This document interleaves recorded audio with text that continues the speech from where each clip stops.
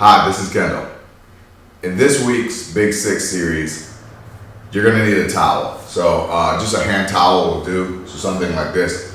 But basically what we're gonna do is work through some movement patterns that will kind of still work on core integration, but also developing some isometric strength. So basically iso meaning none or isolated, and metric movement. So you're not gonna be a ton of movement sometimes with the towel, but really kind of creating some tension to allow the body to work. The first thing we're gonna do is a towel pull, but we're gonna do that lying on your back, so that's supine. So you're gonna be in supine here, lying on your back. You'll take the towel and work here.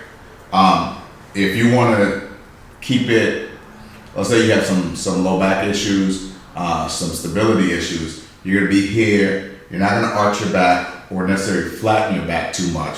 For some of you, flattening your back or imprinting your back may give you a degree of stability, but you're gonna try to kind of maintain everything here, and you're gonna pull apart on the towel. So you're trying to pull the towel this way, and so you pull, and you hold 5 seconds, and then relax. So that'd be one way to do it. So it's just a towel pull in this position. You're gonna pull apart. Yeah. You can also rotate your hands. So you go palm up, which may be a little bit stressful on the shoulders. If you have any shoulder issues, then you won't do that one. But it's basically just a gentle pull. It's not your maximum effort. Okay, so it's just a gentle pull apart, and then relax. Now, as a progression, you can go to tabletop, toes pointed or flexed, and you're gonna do a gentle towel pull again, and then relax. Good. And so you're pulling, just again, gently pulling apart, making sure you're not arching or flattening your low back too much. You're really just trying to stay still and creating some tension. If you want to progress, you can go out here and then back, or up and back. You can alternate one leg and back, out and back. Good. And we can do 10 of those, and we're gonna work them into a series. All right, next we're gonna do a towel pull with a bridge. So love the idea of working on a hip hinge, love the idea of being able to activate your glutes, which your hip is your motor. If you want to think of a driving analogy. So your hip is your motor, your knees passenger, and your foot and ankle is your steering wheel. So we're gonna do a little bit of a bridge. The idea is I want your hamstrings to stay relaxed, but really focus on the glutes, all right? So we'll start here. I'm gonna grab my towel, and I'm gonna go start in this position again. I wanna kind of maintain the position of my pelvis. I'm gonna pull apart gently on the towel, and I'm not reaching through my shoulders. Okay, so I'm pulling gently apart, and I'm gonna bridge up, and then back down. Good.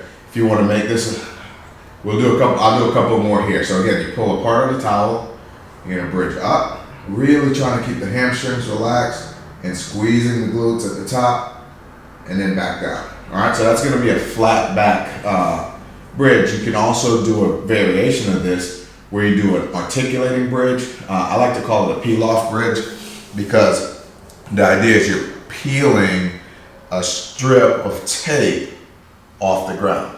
All right, so that's really kind of an articulating bridge or peel-off bridge. You're learning to kind of move at each joint, or trying to move each vertebrae in the spine independently is a good way to put it in some ways, but really just trying to develop some control, trying to develop some precision of movement as well. And so this is what articulated bridge would look like. So I'm gonna go here, I'm gonna tuck, I pull through the sacrum, and then the 5th lumbar vertebrae, then the 4th, then the 3rd, the 2nd, and I'm gonna come up, rolling all the way up. Good, and then at the top, I'm gonna roll back down from the top. Really focus there as I roll all the way back down, and I finally get the pelvis or the sacrum on the ground and relax. So that's your articulated bridge or peel-off bridge. Okay, so next, we're gonna really work through more anterior line in terms of generating some tension. And so when you think about the way the body's put together. We want the front of the body and the back of the body working well, but then also the left side connected to the right side and right side connected to the left side. So this is, we're gonna call it quadruped to planking, or quadruped to plank. So you're here, this is quadruped here, in this position, and you can have your toes pulled under you, or you can have them pointed out straight. If you have any foot and ankle issues, big toe issues, that definitely okay to point here. And you're not gonna sag. We're gonna start in this position. And so again, just a flat back, good alignment, okay? So when you think about posture, think really also about alignment and understanding your joint positions. And so from this position, you're pushing the ground away, maybe hands turned out just slightly, and then we're gonna walk out into a plank. All right, so this is a knee down plank. If your fitness level allows, you can start in quadruped and walk out into a push-up plank. All right.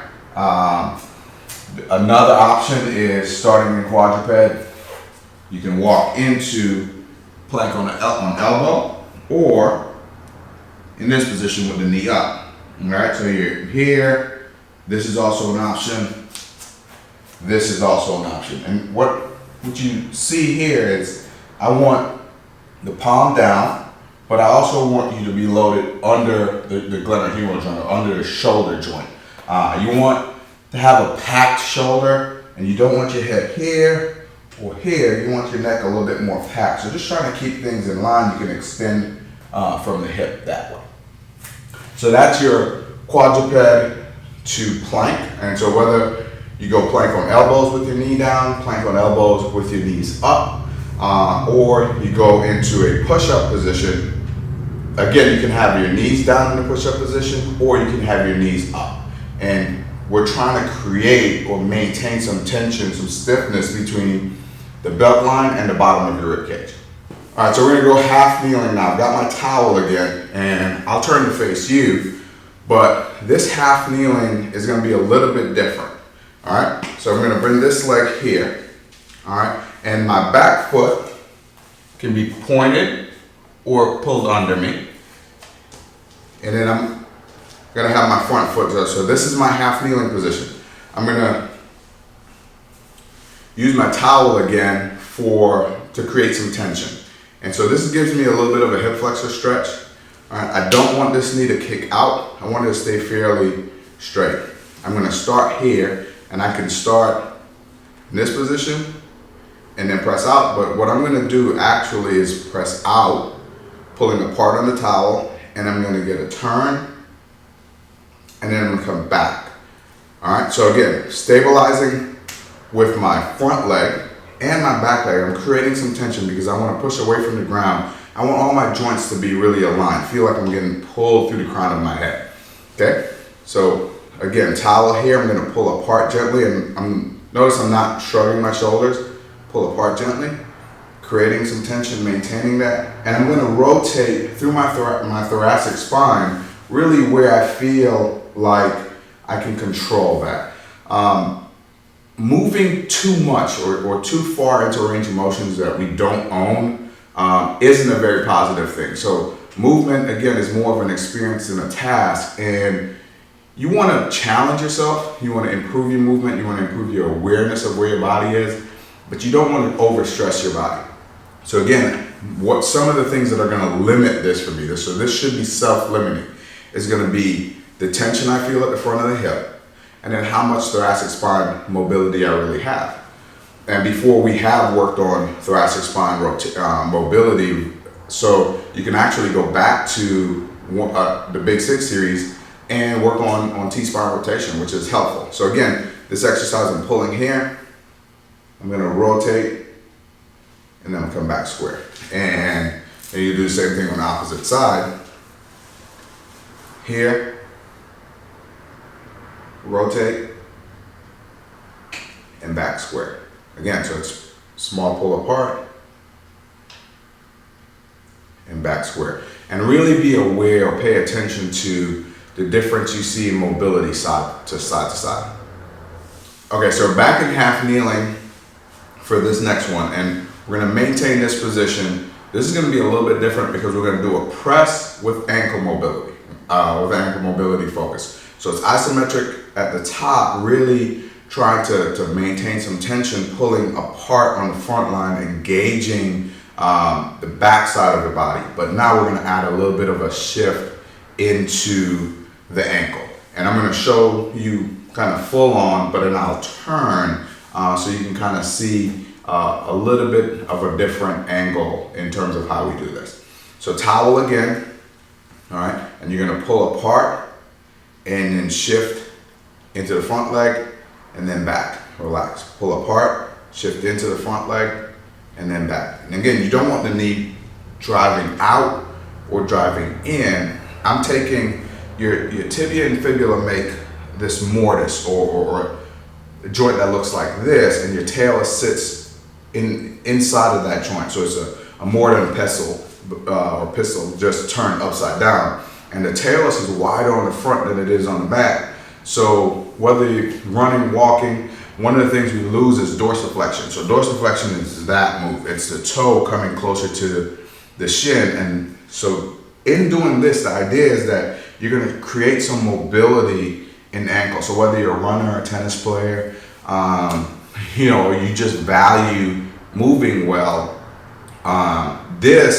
loading this joint and having more control of what the foot does actually improves your balance. So doing this, it would be awesome if you could do these exercises without shoes on, because your feet can develop some strength and you can also develop some awareness of the information that your feet give you. Your feet, hands, face, lips, they're some of the most sensitive parts of your body. And so if you can take a lot of information from the feet and make sure it's getting up to the brain and spinal cord, it can have a tremendous impact on your balance and just your ability to enjoy movement overall.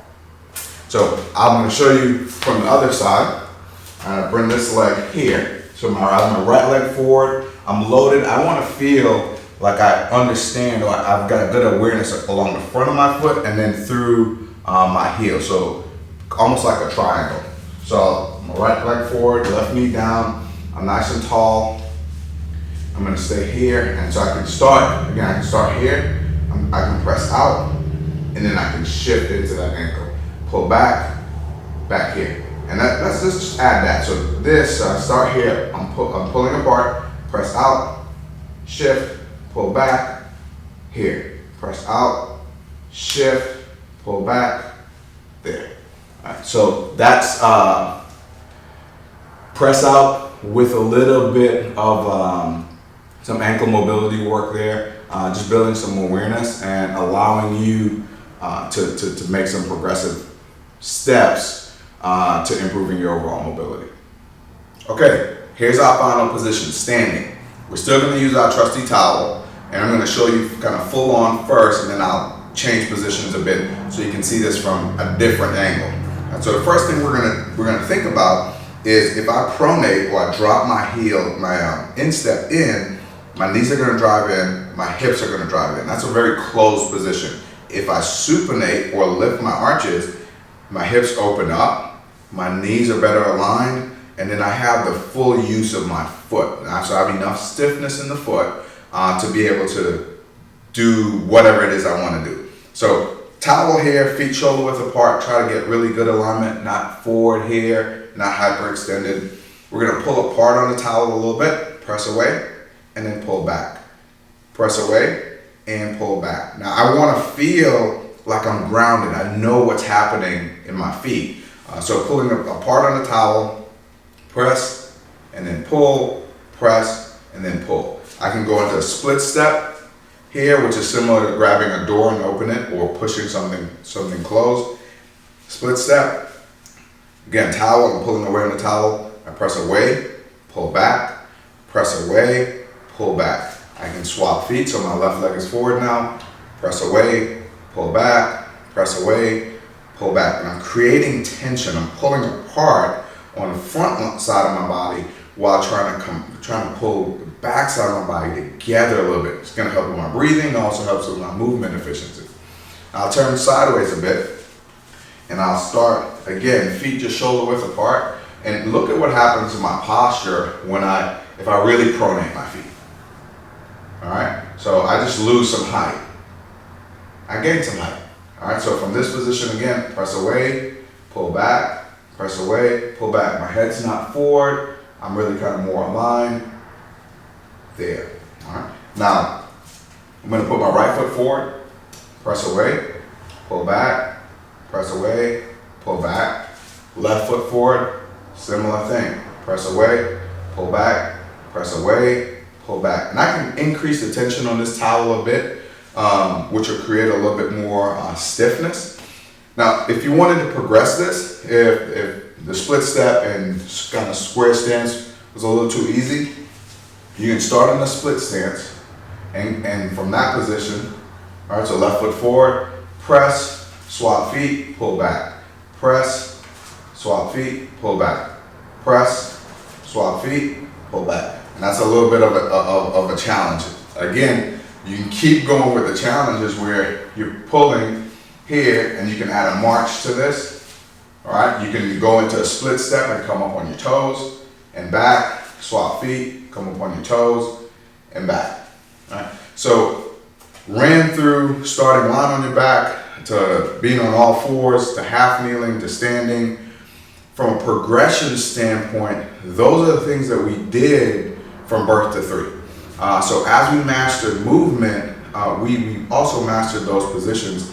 And so it's important, I guess, if you look at movement really more as an experience versus a task, it's not just important to be able to walk from the car to the grocery store or the front door of the grocery store, really. Once you get to the front door of the grocery store, you need to be able to navigate the grocery store, pick up your groceries, and get back to the car. To do that, you need not just the ability to move, you need some competency with movement. And hopefully this series of movement helps you improve that a bit. Remember, the goal is always moving well, living well, and doing amazing things.